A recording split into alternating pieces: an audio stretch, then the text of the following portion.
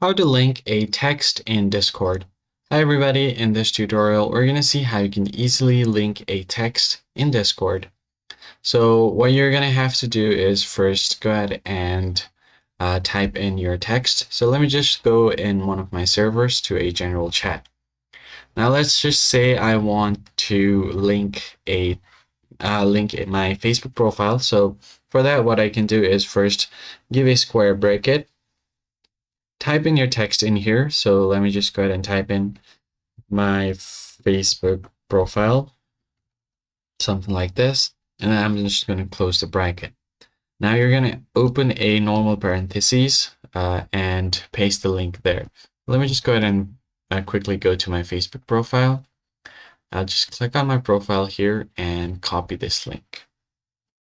So once you copy the link, come back here, paste the link. This should be blue, mind you. If you manually type in the link, it does not work. You are going to have to copy the URL from somewhere and then close this.